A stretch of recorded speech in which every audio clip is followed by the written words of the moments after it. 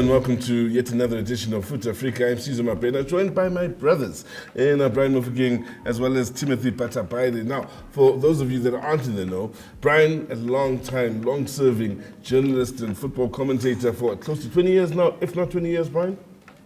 I love the fact you give me some edit numbers. I love it. Roundabout, I'm rounding it off, yeah. I've known you probably for what, 13 years? So I found you in the industry when I walked in. So, so now you're really just giving away your age. I'd say I've been around maybe 20 or so years. So yeah, I'm thinking close. But the reason I say that is for those that don't know, Timothy, captain of the Uganda Cranes for what, 6 or so years, 5-6 years? And Chris and I were talking before we got to shooting today, 5-6 years. That means he tried on at least 3 occasions to qualify for an AFCON. Yeah. And how did that go? A house is not complete without a foundation. Therefore, we had to prepare the foundation, and once it got firm, Uganda Cranes decided to qualify in 2017. You know when you go that route, that's when you're trying to get the philosopher side of Timothy to come out. Because I can tell you that the grass will not just grow. You need to water it more. It's 2 elephants, right? The grass suffers.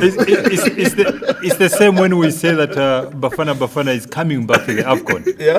It was that period when you had to get Bruce to come and restart again. So now the foundation is very firm. It took 39 years. By the way, just to put things in perspective. It took 39 years for Misha to bring them back. Yeah. So in short, what you're saying is your generation laid the foundation for the guys that ended the 39-year drought. Correct.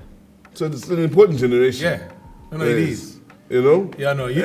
But he had to go the philosopher way. No, we have to try and understand what is taking place. And for now, what is taking place in Ugandan football, we're having the likes of David Obua now on the touchline.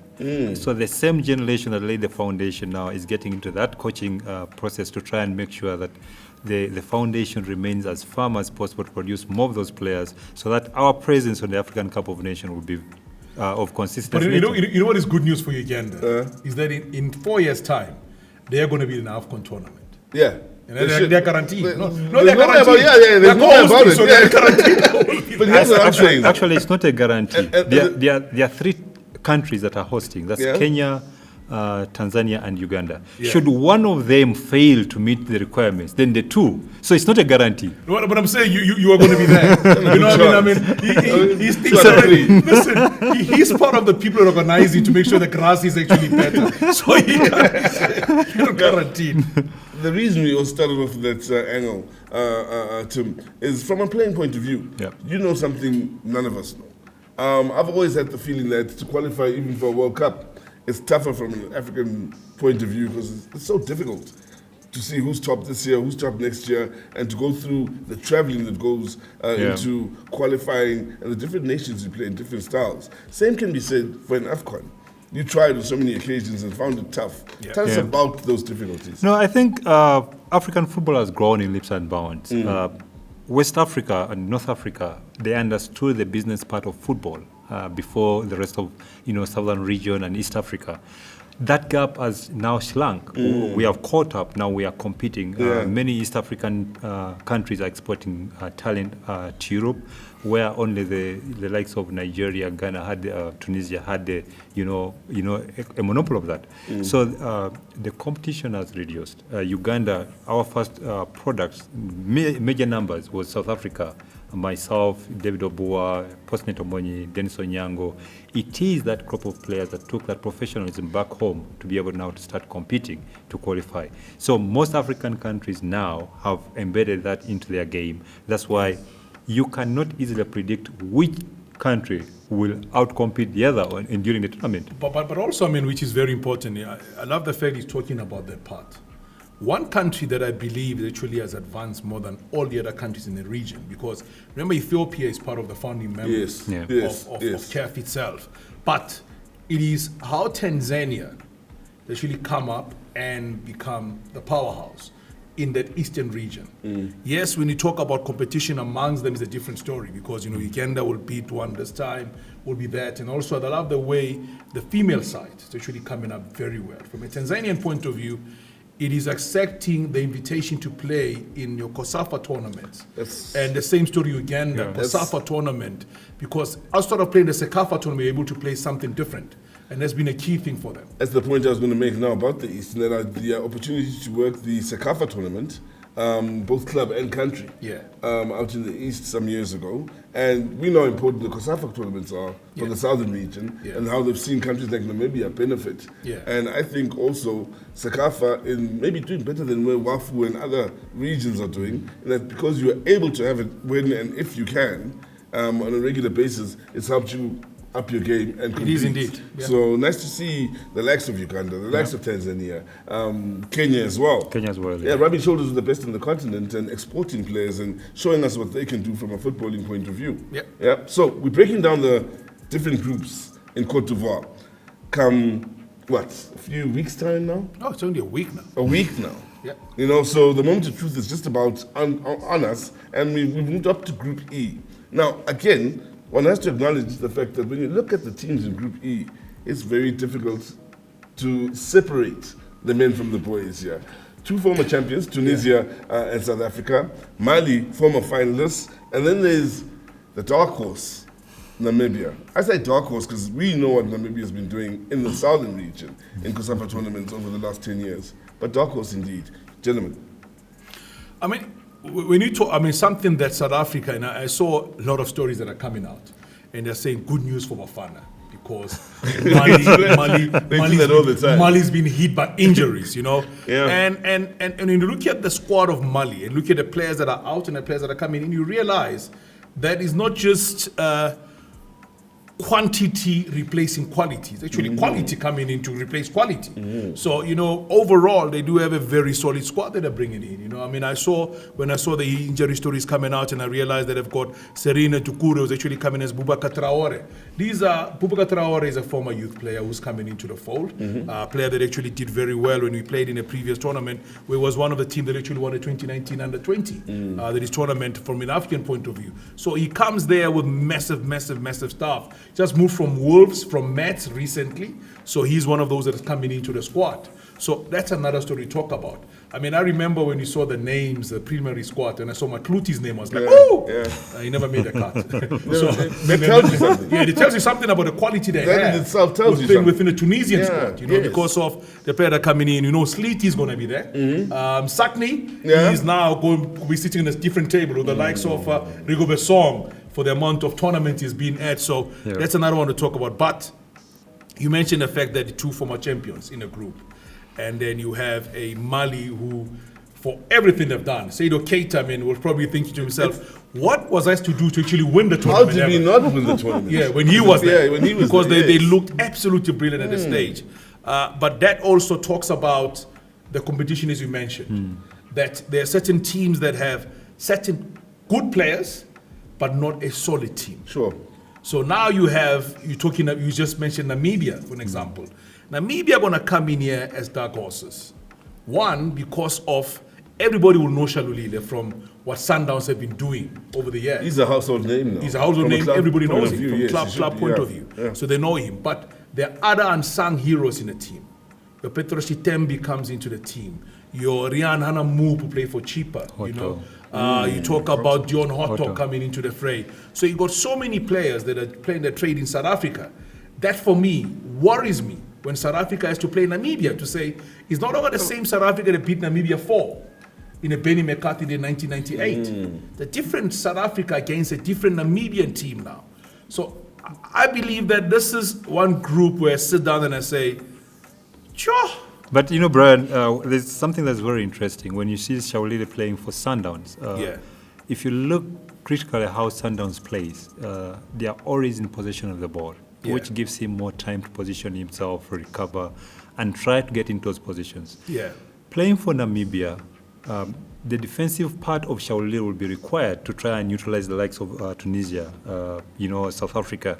But there's something very interesting about Southern region players. They are nippy, they are dribbling, and they are ready to recover quickly. Albeit, they don't always recover in the right positions. And I guess Bruce has tried to identify and put that right. That's why you are having an exciting Bafana team that is coming on board. And Bruce has also been on record saying that only fools don't change their opinion or decisions. True. And he did make a decision to try and get Zwane and appreciate that he is the player that he needs, given his age. When he came in, he thought age plays football. Yeah. He didn't recognize that you can be that age and still be very fit and try to play. Once given an opportunity, Zwane has been able to force the coach to reconsider him. For me, in this group, if you're looking at the likes of Mali, I put my head on the block that Mali is in the block of Senegal and Ivory Coast that struggled to win the AFCON. Once they were able to get out into the semi-finals and they are able to smell the trophy in the semi-final, Ivory Coast eventually won it. Senegal, they are the current, they are defending champions. Should Mali get out of the blocks, I can assure you, they are the true dark horses to go all the way. It's an interesting take from the point of view to say that, for me, Mali can never be dark horses because they've always been a team that we would expect them to do well. The same as Senegal. Yeah. When they won it, everybody said, finally. We've been waiting so long for you to eventually sit on a table amongst the tops. This is a footballing nation. It is a footballing nation. Or not, we see them as a footballing nation. It is a footballing nation that comes out, that has to do well. Yeah. And for me, they've underperformed every time they've been at the AFCON. They've been there, but I've never been able to deliver and get what needs to be done. So that is the key thing for them. So I believe in this group. A team that goes in there with nothing to worry about has to be Namibia. Yeah, they come in there, nobody's expecting them to do anything, and that's when a team performs well. You look at the stories of your Gambias of this world. They arrived there, nobody expected them to do anything. They got all the way into the quarters. You look at a Cape Verde Island when they came in the first time in 2013. Same story. Nobody expected them to do anything. They were able to do so well. So Namibia, for me, will come here as the dark horses, as nobody's thinking about. Also, just another quick point. Yeah. There's 2 points of Shalulile we have to look at here. Just to look at how special this guy is. Shalulile we know at Sundowns, and what you've described as a type of player. Then there was the Shalulile at Highlands Park, a team that came and they were relegated. They'd come from the first division, and they played basically with their backs to the wall. With Shalulile having so much to do to score goals, he was still the top scorer. And also there's a Shalulile at Namibia. And Namibia as well. Because different styles. All the key goals have come from who? Yep. At Namibia level. Even though he doesn't have the same quality that he has at Sundowns, he's a grafter. He's always going to be there and about in a penalty area. I would have loved to see. I would have loved to see a Timothy Batabaire against a Shalulile if they were to play the same era, to see how he was going to try and turn a player who 90 minutes never made a mistake, how he has made players whom we know are solid in defense, in a central defense, and made them look ordinary. Look, with the mobility of Shalulile, he's always a very difficult player to mark as one defender. Yeah. You need the whole unit, the back four, to try and understand how he plays.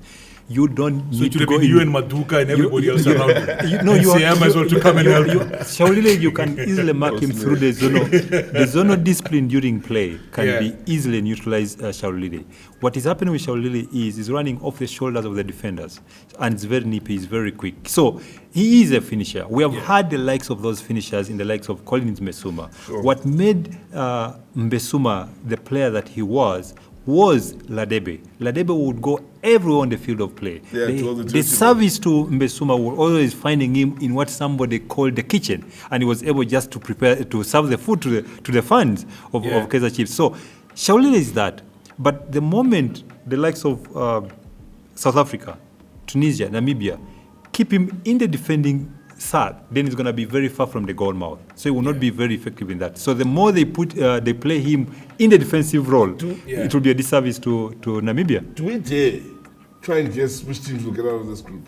I mean, there's Tunisia and the North African effect can never be taken for granted. Listen, North Africans in these sort of tournaments know how to play the tournament. From a qualifying point of view, those that are Malian and those are Tunisians will come and tell you that South Africa and Namibia had the easiest qualifiers, because of the fact that we're sitting in a 3-team group. They only needed a win and then a draw, and then they know they were sorted out.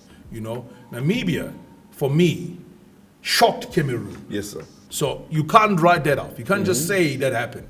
Yes, people will say maybe Morocco is still coming from the World Cup celebration. Already knew Still Morocco. because Morocco, we knew already they'd won the group anyway, Yeah. no matter what happened. So they came, played against South Africa, and then they lost here in South Africa. Was a huge turning point of how things are, that they are beatable. On a day you can beat them. And I think that's what end Ezekiel Lepasa plays in the Bafana squad. Because I think if you look at his run of late, he would never made the Bafana squad, but he scored goals when they mattered the most. Can we say this could be one of those group of death type situations? It is. Where it's hard to call. Remember, we have a back door to qualify. Yes, the best dad. So I can tell you that you may think Tunisia has got an easy way to qualify, but I doubt. You know, the team that's going to win their first game in this group, Yeah. We'll stand a good that chance. is very key. Yeah. Once you get your 3 points, then Yeah. you know how the rest are going to play, and then you can manage that qualification. So for me, that's very important. Should any of these get your first 3 points, they'll be into the qualification. How many times over the years have you heard men like Brian Mofokeng in the commentary booth talk about the importance of that first win in the first group matches? That could very well break down this group and see which teams will march on through, those that pick up the first batch of points going forward.